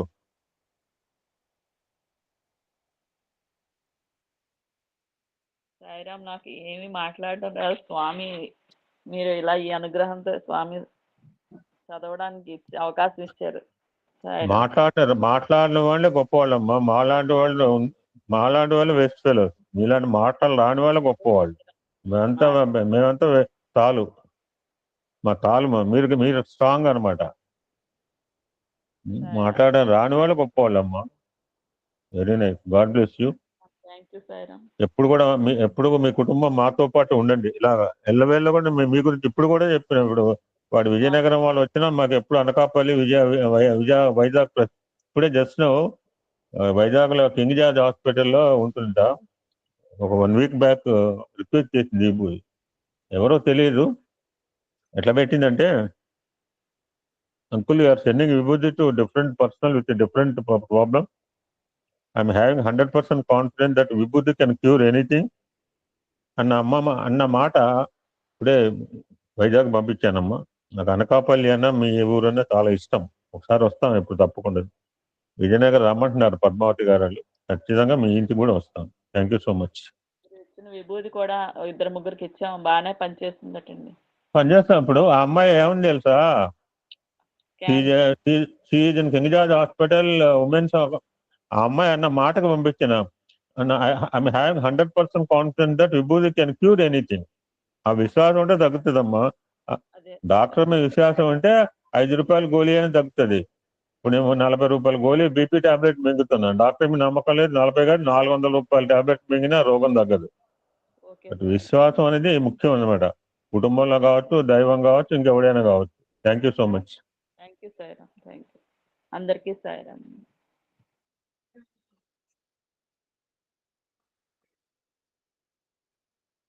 ఓం శ్రీ సాయిరామ్. ఒక మహనీయుని గురించి తెలుసుకుని కనుక నాకు ఇంట్లో గెస్ట్ వెయిట్ చేస్తున్నారు. ఒక మహనీయుల గురించి, మహనీయురాలు గురించి తెలుసుకుని నేను ఇక్కడ ప్రస్తావన చేసినప్పుడే అనుకోకుండా శంకర దగ్గర డైవర్ట్ అయ్యాను. గోదావరి జిల్లా అనగానే వాళ్ళది గోదావరి జిల్లా కాకపోవచ్చు. ఈరోజు మనం ముచ్చరించుకొని పోయే అద్భుతమైన మహనీయురాలు మాతాజీ కృష్ణప్రియ. ఈవిడ తూర్పుగోదావరి జిల్లా రామచంద్రాపురం నివాసిని. రామచంద్రాపురం అంటే తెలుసు, మేము కూడా వెళ్ళాం. కొత్తగూడెంలో ఓల్డేజ్ హోమ్ కట్టాక రామచంద్రాపురంలో ఓల్డేజ్ హోమ్ ఉంది, తణుకులో ఓల్డేజ్ హోమ్ అని చూసి వచ్చాం. ఏలూరు ఓల్డేజ్ హోమ్ కూడా వచ్చాం. శంకర సరస్వతి గారు, నాకు అప్పుడు తెలియదు మీరు ఇంకా. ఆమె తల్లి జోగుబాయి 18 పర్యాయములు భాగవత పారాయణ గావించిన అనంతరము కుమార్తె జన్మించిన కారణంగా ఆమె తన కుమార్తెకు కృష్ణప్రియ అని పేరు పెట్టింది.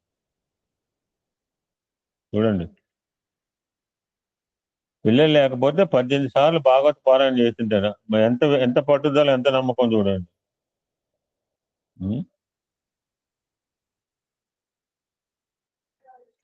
కృష్ణప్రియకు 8 సంవత్సరాల వయసులో ఒకనాటి అర్ధరాత్రి వేళ షిరిడి సాయినాథుడు సాక్షాత్కరించి, నన్ను గుర్తించావా అని పలకరించాడు. లేదు అని పాప సమాధానం ఇవ్వగా, అప్పుడు ఆయన, అనేక జన్మల నుంచి నీకు నేను గురువును. శ్యామత కూడా ఇదే మాట అంటుంటారు.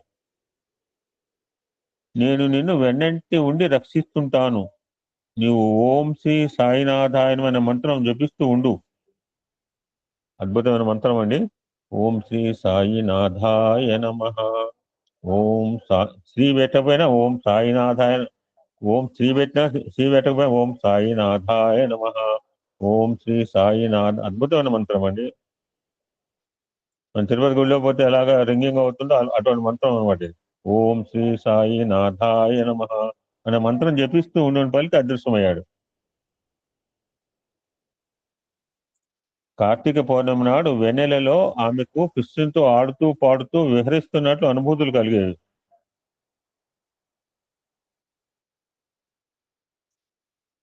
అట్టెట్లా కలుగుతాయి అంటే, నిన్న మన పాకిస్తాన్ లో ఒక ముస్లిం శక్తి సంపాదించారండి. వాళ్ళు శక్తి సంపాదించవచ్చు. మాతాజీ కృష్ణప్రియ సత్సంగం చేసే సమయంలో ఆమె అరచేతుల నుంచి సుగంధ పరిమళాలు, అత్తరు సువాసనలు వచ్చేవి. ఆమె గణేష్ పురి వెళ్లి నిత్యానందుల వారిని దర్శించింది. పూరి వెళ్లి గిరినాథ్ బాబాను దర్శించింది. షిరిడి బాబా వారి ఆదేశం మేరకు ఆమె షిరిడీలో మౌనవ్రతం పాటిస్తూ 40 రోజులు గడిపింది. నాకు 4 సెకండ్లు నోరు మూసుకుంటే 4 సెకండ్లు నోరు మూసుకోలేదు. మౌనం గొప్ప వ్రతం అండి. సైలెన్స్ ఈ సైలెన్స్ అన్నారు. మధ్యప్రదేశ్ గవర్నర్ భోగరాజ్ పట్టాభిరామయ్య గారు ఆమెను నాగపూర్ ఆహ్వానించి గౌరవించారు. ఆమె మధ్యప్రదేశ్లో నాగపూర్ ప్రాంతంలో మహాదేవ పర్వతాలకు సమీపంలో శ్యామ విహార్ అంటే కృష్ణుడు కదా ఒక ఆశ్రమం నిర్మించుకుంది.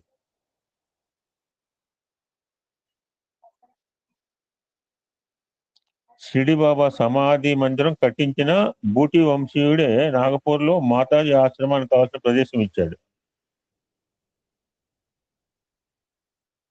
మనం చదివాం బూటి గురించి. అప్పటిదాకా బూటి వాడ అనమాట.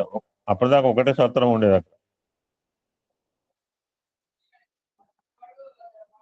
సత్రము అంటే ఇప్పుడు జస్ట్ ఒక మెసేజ్ పెట్టాను. ఎంతమంది చదివే అవకాశం కూడా లేదు మీకు. కొంతమంది చదువుతూ ఉంటారు, ఎందుకంటే ఎక్కడ ఉంటారు ఎక్కడికో తిరుగుతుంటారు. Just I put a message అవతల రూమ్లో. ఒక ధనికుడైన ఆసామి మధ్యాహ్నం భోజనానంతరం తన విశాలమైన భవనం ముందు భాగంలో అరుగుపై విశ్రాంతి కూర్చొని ఉండగా ఒక బౌద్ధ సన్యాసి ఆసామి వద్దకు వచ్చి భిక్ష కోసం అర్థించాడు. ఈడేమో తిని పానం వేసుకుని కాలు కాలేసుకుని పడకుర్చీలో కూర్చున్నాడు. దానికి ఆసామి భిక్ష గురించి ఏమీ మాట్లాడకుండా సన్యాసితో పొగరుగా దున్నపోతులాగా ఉన్నావు, ఇది మనం పెట్టపోయే ఇది మాత్రం బాగా ఎక్కువ పోదులు, దున్నపోతులాగా ఉన్నావు, పనిపాట చేసుకోలేవా, వచ్చిన వాళ్ళందరూ పెట్టడానికి ఇదేమన్నా సత్రం అనుకున్నావా అని అన్నాడు. సత్రం అనే మాట వచ్చి ఇప్పుడు మీకు ఈ కాంటెక్స్ట్ చెప్తున్నాం. ఆ మాటలు వినే సన్యాసి ఆసాంకి ఏమి సమాధానం ఇవ్వకుండా వైభవంగా కట్టిన భవనాన్ని చూస్తూ ఎంతో మెచ్చుకోలుగా, అయ్యా ఈ భవనం చాలా బాగుంది, దీన్ని ఎవరు కట్టించారు అని అడిగాడు. ఆసామి గర్వంగా మీసాలు మెలవేసుకుంటూ నిమ్మకాయ తిప్పుకుంటూ, నిమ్మకాయ నేను యాడ్ చేసిన మసాలా బాగుంటుందని యాడ్ చేశాను. ఆసామి గర్వంగా మా ముత్తాత గారు కట్టించారని చెప్పాడు. అప్పుడు ఆ సన్యాసి మీ ముత్తాత గారు ఉన్నారా అని అడిగాడు. లేరని సమాధానం చెప్పాడు ఆసామి. తర్వాత మీ తాతగారు ఉన్నారా అని అడిగాడు. దానికి ఆసామి ఆయన కూడా లేరు సమాధానం ఇచ్చాడు. మీ తండ్రి గారు అని సన్యాసి అడిగాడు. వారు కూడా కాలం చేశారు అన్నాడు ఆసామి. తొందరగా రామ్మ, ఇప్పుడు మంగళహారతి ఇచ్చే టైం, ఇక్కడ ఏముంటుంది, ప్రసాదం నిండిపోవటమే.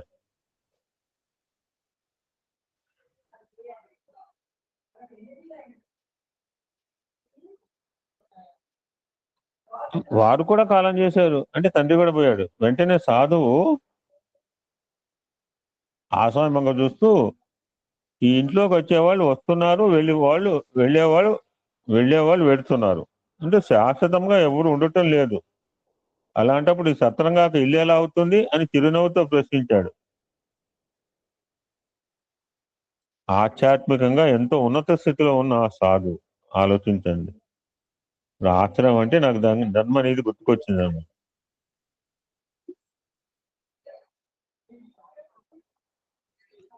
కృష్ణప్రియ అప్పుడప్పుడు షిరిడి వెళ్ళి బాబాను సేవించి వస్తుండేది. ఆమె చేసే నిత్య పూజలో బాబా ప్రత్యక్షంగా ప్రసాదాలు స్వీకరించి విభూతి పాదముద్రలను అనుగ్రహించి పూల రేకులపై ఉపనిషత్ మంత్రాలు, భగవద్గీత శ్లోకాలు చూపేవారు. ఇటువంటి చాలా ఇళ్ళు మన స్వామి కూడా మా కొత్తగూడెంలో కూడా జరుగుతుండేది. అది చెప్పారుగా పాదుకోరు, ఒక ఆయన తమిళన్ ఉంటారు మా ఇంటి దగ్గరలో, వాళ్ళ ఇంట్లో ఎప్పుడు విభూతి, ఆవిడ శిరస్సులోంచి పసుపు రావటం, వాళ్ళ ఇంట్లో ఇండికేషన్స్, ఫోటోలో మెసేజెస్, ఆమె ఒకసారి పూరి జగన్నాథ్ క్షేత్రంలో సముద్ర స్నానం చేస్తుంటే ఆమె దోశలోకి 4 అంగుళాలు అందమైన కృష్ణ విగ్రహం వచ్చింది.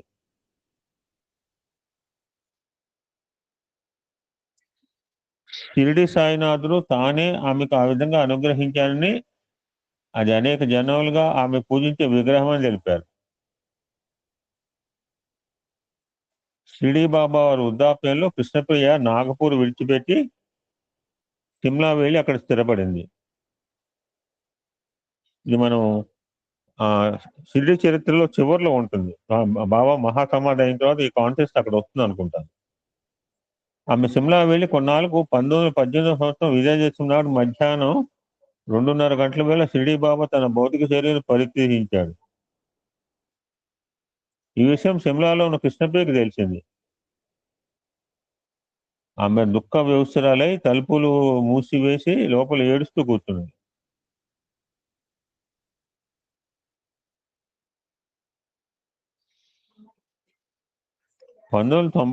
సంవత్సరము అక్టోబర్ 6వ తేదీ నాడు భగవాన్ సత్యసాయి బాబా వారు తమ దివ్య ఉపన్యాసంలో అలా చెప్పారు. ఇది 1918లో జరిగిన సంఘటన. స్వామి రిఫరెన్స్ 1992 సత్యసాయి బాబా వారు. మర్నాడు మంచు బాగా కురుస్తున్నది. అంతలో ఆజానుభావుడైన ఒక సన్యాసి తలకు బట్ట కట్టుకుని ఆమె ప్రక్క ఇంటికి వెళ్లి తలుపు కొట్టాడు. ఇప్పుడు మా ఇంటికి రావాల్సిన పక్కనికి పోతే ఎవరండి అడుగుతారు.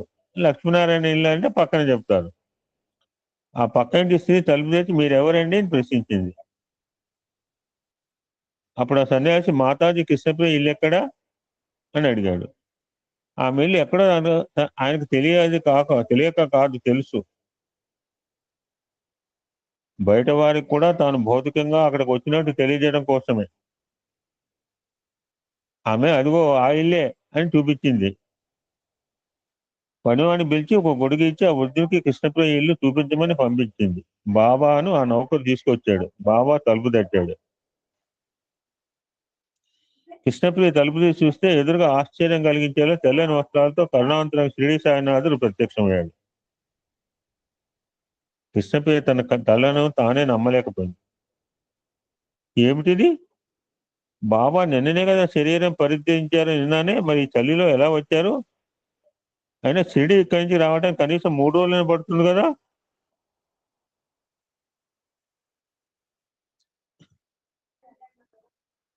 అని ఆమె ఆలోచింపసాగింది.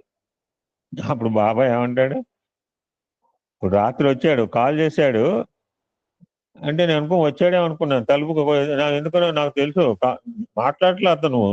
మళ్ళీ ఎవరికో రింగ్ కలుపుతాడా వచ్చిన సన్ముఖం. నాకు అర్థం కావట్లే ఏంది, ఎవడు మాట్లాడుతున్నాడు కదా అని కన్ఫ్యూజన్ స్టేట్. కాల్ చేశాడు, వచ్చాడో కిందకని చెప్పి వచ్చారేమో లేడీ అనుకున్నాను కదా. శ్రీమూర్తి వచ్చింది ఏమిటి, అప్పుడు చొక్కా వేసుకుని ఫోన్ పట్టి కింద తలుపు తీసాక ఆయన ప్రత్యక్షం అయ్యాడు. నాకు లోపల దానికి అక్కడి నుంచి ఎక్కడి నుంచి వచ్చావు బాబు, కాళహస్తి నుంచి వచ్చావో భక్తవత్సలం పంపినా అంటే ఆయన ఏమంటాడు, సార్ నన్ను లోపల రాని అంటాడు. ఈయనైతే అన్నాడు పాప. ఆ బాబా అంటాడు ముందు లోపలికి రాని అన్నట్టు బాబా. బాబా మీరు నా ఇల్లు ఎలా కనుక్కున్నారు? అమాయకురాలు. పేటి నేను ఎక్కడ చూసినా ఉన్నాను. ఇంతకాలం నన్ను కృష్ణభావంతో పూజించి నీవు నా గురించి తెలుసుకుంది ఇదేనా? నాకు చలిగా ఉంది, ముందు ఒక కప్పు ఛాయ్ ఇవ్వు అన్నాడు బాబా. కృష్ణప్రియ ఒక కప్పులో ఛాయ్ చేసి ఇచ్చింది. బాబా టీ తాగి నాకు ఆకలి అవుతోంది, నేను ఇంత దూరం వచ్చేసరికి నా పొట్టలోదంతా అరిగిపోయింది అన్నాడు. అంటేనే ఆమె లోపలికి వెళ్ళి చపాతీలతో వంకాయ కూర చేసి పెట్టింది. వంకాయ కూర అంటే బాబాకి చాలా ఇష్టం, మనకు బాగా తెలుసు. అందువల్ల ఆ రోజు వంకాయ కూర వండింది. బాబా చపాతీలు చేసి చేయి కడుక్కుని టవల్తో బాబా తుడుచుకున్నాడు. ఇంకా నేను వచ్చిన పని అయిపోయింది, ఇంకా బయటకు వెళ్ళిపోతాను అన్నాడు.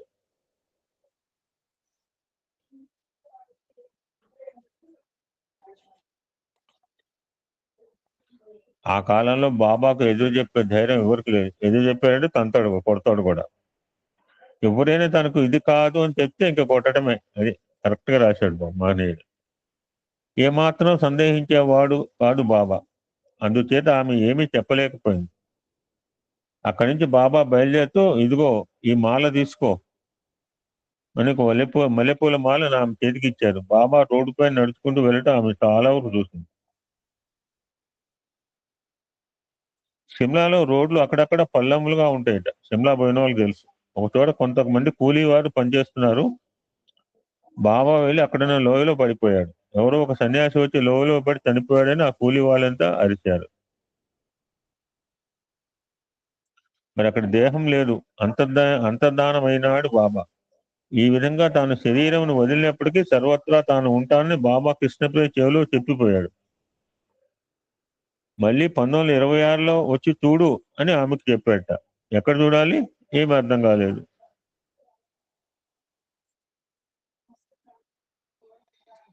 సిమ్లాలో బాబా కృష్ణప్రియకి ఇచ్చిన పూలమాలను ఆమె కృష్ణ విగ్రహం మెడలో వేసింది. ఈ దృశ్యాన్ని చూసిన చాలా మంది ఈమె సాయిబాబా భక్తురాలు కదా, మరి ఈ దండను కృష్ణుని మెడలో ఎందుకు వేసింది, సాయిబాబా మెడలో ఎందుకు వేయలేదు? మనం కూడా అప్పుడప్పుడు వస్తుంది. ఒక దండ ఉంది, 10 ఫోటోలు ఉన్నాయి అప్పుడు నా ఇంట్లో. మరి దండలు కూడా వేయడం మానేసింది. దండలు వేయట్లేదు ఫోటోలకి, ఓన్లీ నెత్తి మీద ఫోటోలు పూలు పెడుతున్నా. కానీ ఆనాడు భజన జరుగుతుంటే సాయిబాబా మెడలో వేసిన మాల కృష్ణుని మెడలోను, కృష్ణుని మెడలో వేసిన మాల సాయిబాబా మెడలోను పడిపోయినాయి. అంటే వారిద్దరు ఒకటే అని సిమ్లాలో వారు గుర్తించారు.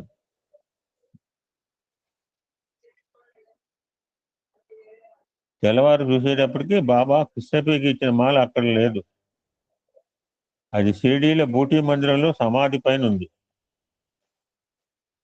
అప్పుడే షిరిడి నుంచి టెలిగ్రామ్ వచ్చింది, బాబా సమాధి చెందారు అని చెప్పారు స్వామి సత్యసాయి బాబా. ఇదంతా narrated by Sathya Sai Baba about Krishnapriya and Shirdi Sainath. So ఏమన్నాడు అక్కడ? 1926లో వచ్చి చూడు. ఎక్కడికి చూడాలి, ఏమి అది అక్కడ ఆపుకున్నాం. దాదాపు 50 సంవత్సరాల తర్వాత సత్యసాయి బాబా వారు 1977 సంవత్సరంలో సిమ్లా వెళ్ళినప్పుడు కృష్ణప్రియ వృద్ధాప్యంతో వణుకుతూ కర్ర సాయంతో నడుస్తూ సత్యసాయినాథుని సన్నిధికి వచ్చింది. గ్రేట్. బాబా, ఆనాడు నీవు నాకు వాగ్దానం చేశావు, మర్చిపోయావా అని అడిగింది. అందుకు బాబా వెన్నెల వంటి నవ్వు నవ్వి, నేను మర్చిపోలేదు బంగారు, నీవే మర్చిపోయావు. ఇన్ని సంవత్సరాల్లో నన్ను చూడటానికి ఒక్కనాడైనా రాలేదేమి అన్నారట.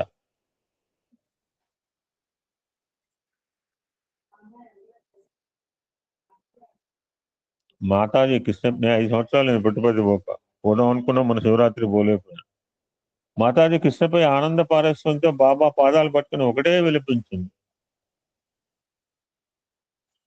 5/12/1987 సంవత్సరం దత్త జయంతి నాడు ఆ తల్లి తన భౌతిక శరీరం పరిత్యజించింది. ఒక మెసేజ్ అయిన తర్వాత కింద అవతార తత్వం అని ఒక చిన్న కొటేషన్ రాస్తున్నారు. అంటే స్వామి చెప్పిన మాటలు రచయిత క్రోడీకరించారు. ఇక్కడ ఒకటి చదువుకుని ఒక కంక్లూడ్ చేస్తుంటుంది. ఇది 4th అవతార తత్వ ప్రకటన. భగవంతుడు ప్రేమ స్వరూపుడు, ప్రేమయే భగవంతుడు. ఈ సత్యం బోధించడానికే నేను అవతరించినది. నాకు మీకు గల సంబంధము నారాయణకు నరునితోటి, సముద్రమునకు నదితోటి. నేను చెప్పింది అమ్మాయి రకరకాల సిమెట్రీలు. నువ్వు కొమ్మ అయితే నేను తలపాటు చెట్టుని, నువ్వు లత అయితే పందిరైతే నేను ఇంకో తోటని, నువ్వు పర్వతాలు అయితే నేను జలని, నువ్వు పువ్వు అయితే నేను తుమ్మి, ఇలాగా రకరకాలుగా అన్నట్ట. నేను భాగవతంలో మనం చెప్పుకున్నాం ఇదంతా గోపికల భావన. సో దే ఫెల్ట్ కృష్ణ పరమాత్మ ఈచ్ అండ్ ఎవ్రీ మూమెంట్. ఏదో గుడికి పోయామయ్యా దేవుని చూసా కాదు, ప్రకృతిలో పరమాత్మను చూశారు. సో నాకు మీకు గల బంధము నారాయణకు నరునితోటి, సముద్రముకు నదితోటి, విశ్వమునకు వ్యక్తితోటి ఉన్నటువంటిది.